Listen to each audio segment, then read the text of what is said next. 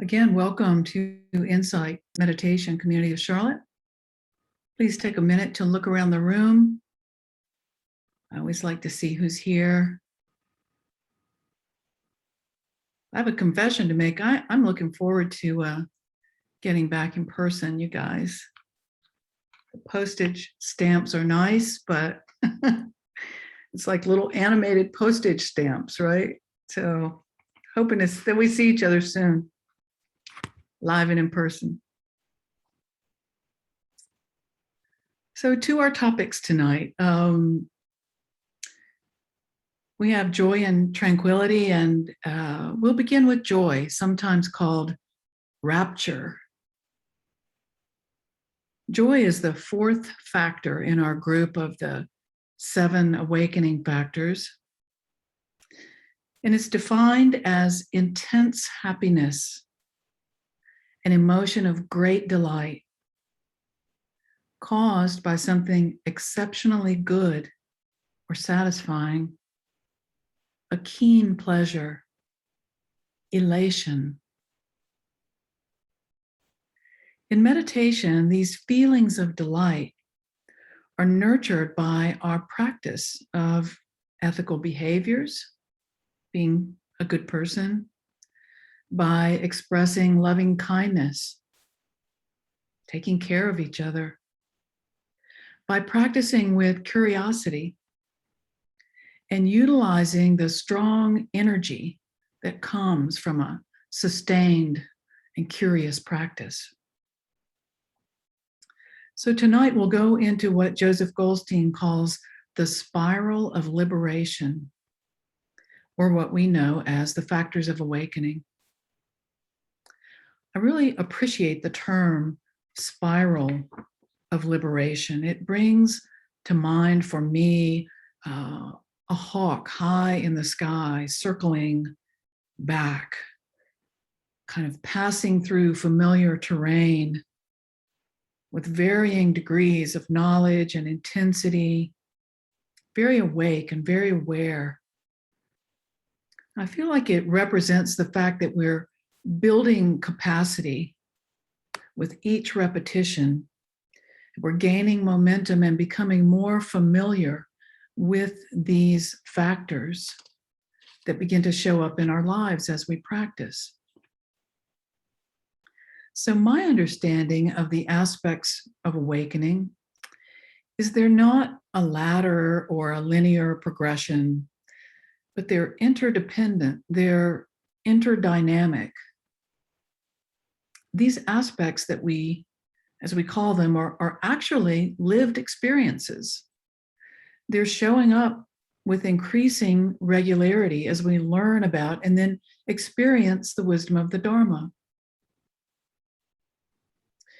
So as we experience for ourselves, we begin to recognize that we're having the factors of awakening regularly. And I think that's really encouraging to look at and to notice in our lives. So we always begin the process with the foundation of mindfulness. It's like the gatekeeper or the threshold, or what I like to call the springboard for the 6 other factors. The 3 factors that are enlivening are investigation, energy, and joy, which is our topic tonight. And then I'm crossing over the threshold with you guys. I'm crossing over from the enlivening factors into the calming factors, which are tranquility, concentration, and equanimity. And these all serve to balance each other. You can use them to balance each other, actually. This energy in the practice that Ward was talking about last week comes from discovering for ourselves real ways to diminish our suffering. It's a pretty big deal to learn to diminish your suffering and the suffering of others simply by looking at it, seeking to understand it, and having compassion for yourself and for others. Over the years, my teachers have consistently advised me to keep investigating and to make sure that I practice every day in some way in order to experience this path, because the experience is the thing, with a strong aspiration to find out what is true for me. I still practice with curiosity right at the forefront. And I encourage you to try this, to practice in an open and inquisitive way, to stay engaged so that you can reap the happiness and the energy that's right there, ready to be claimed. We also want to recognize that, in Joseph Goldstein's words, this kind of happiness that we're talking about tonight is not particularly about pleasurable feelings. It's more about experiential knowing, like deep knowing. It's about understanding. When this kind of joy is strong, when this rapture is aroused, it provides fuel that sustains us on this path, so that when we lag, we can rouse this joy and this energy and remember why we're here. I've found that the kind of joy that we're talking about tonight doesn't even need a subject to be joyful about. It's not even dependent on circumstances. Joy, this kind of joy, just can show up at any time for any reason or for no reason at all. That, I think, makes it even more delightful. You don't even know why you're joyful sometimes. You're just happy. And I think that's a fruit of the practice. Joy can suddenly appear on or off the cushion like a colorful bird with an intoxicating song and just bathe us in delight, and then suddenly lift and be gone. All of the factors are temporary, impermanent, and in process all of the time. So these 7 may not even appear in the order in which they're taught, and they're usually taught in a specific order. And that order makes sense. And again, Ward addressed this last week. It can be a logical progression. But for me, it can be quite random. I know that they're all dependent on mindfulness. I'm quite sure of that as the springboard or the starting point. But from there, almost anything can happen.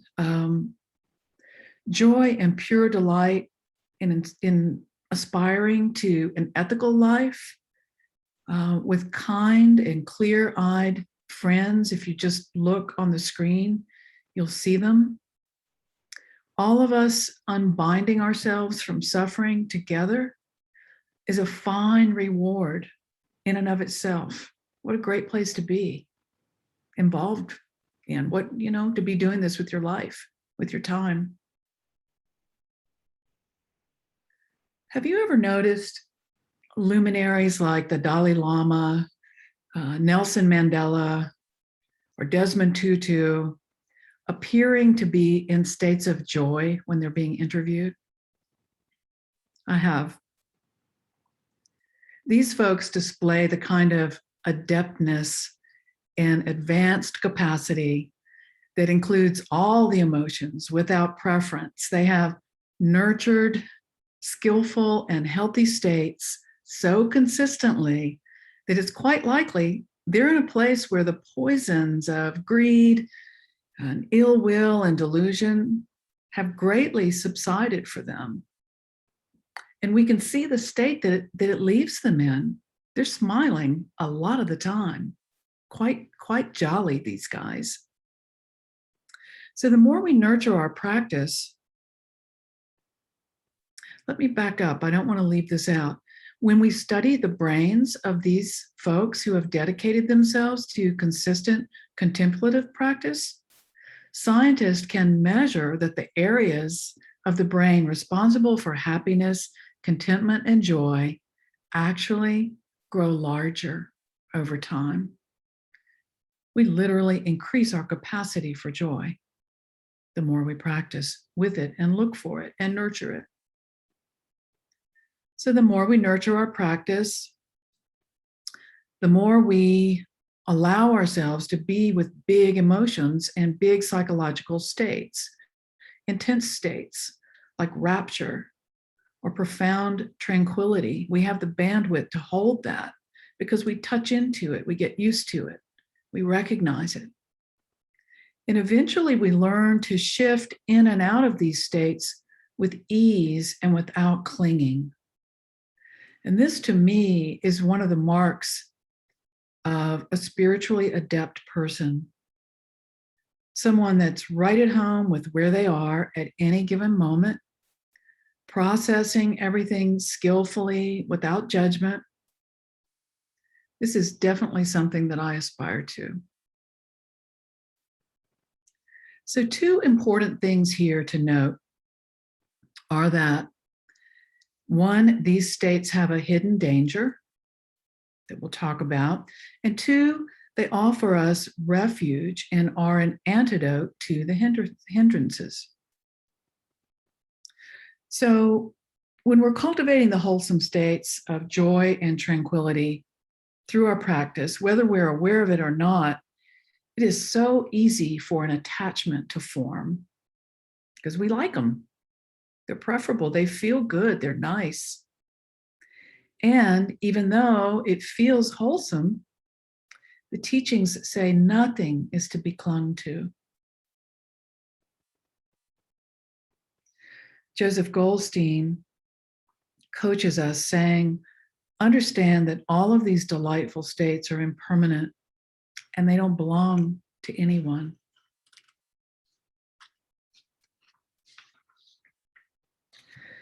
Clinging to anything at all is the way to create suffering. So we continue to practice with that, letting things come, letting things go. As far as offering refuge from the hindrances or unwholesome states, we may suddenly become aware during the day of a judgmental attitude or an envious thought, anger, all the stuff that flares up.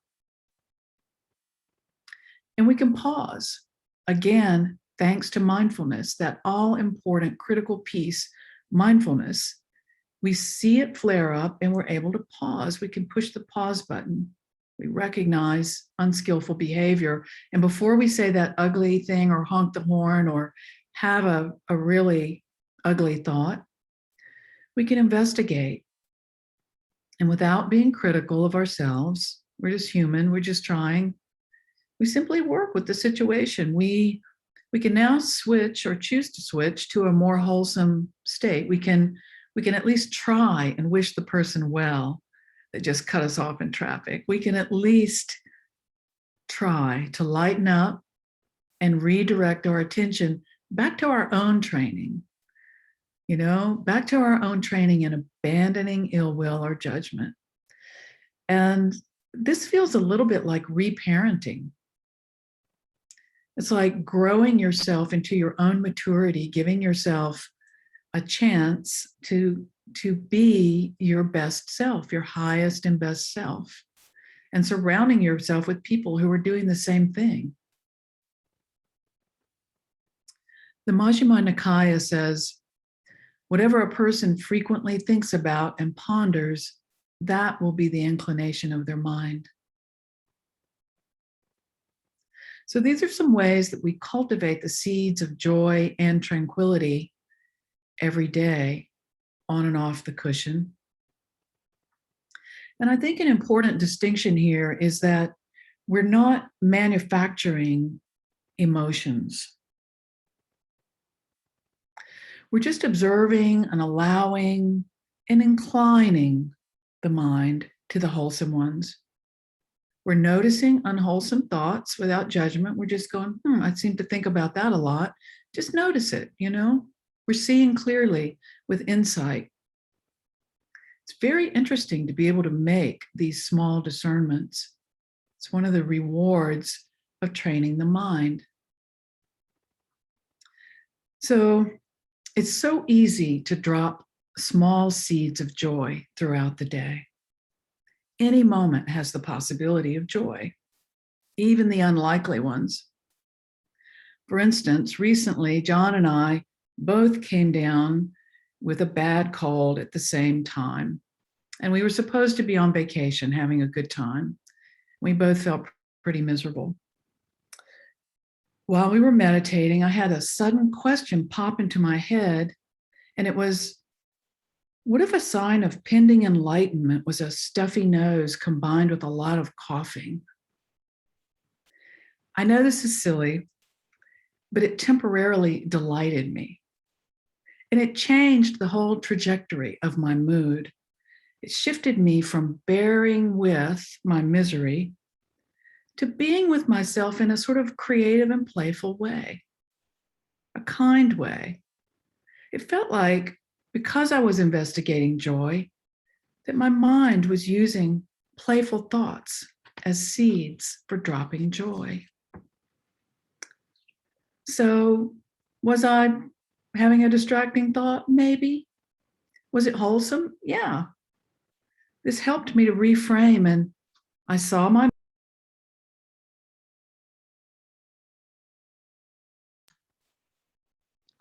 mind inclining away from worrisome thoughts.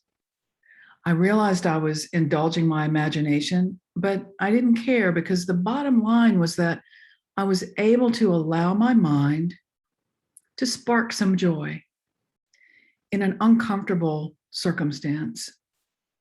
And I feel like, what is our practice for if it's not to be able to bring joy to our lives from time to time, as much as possible?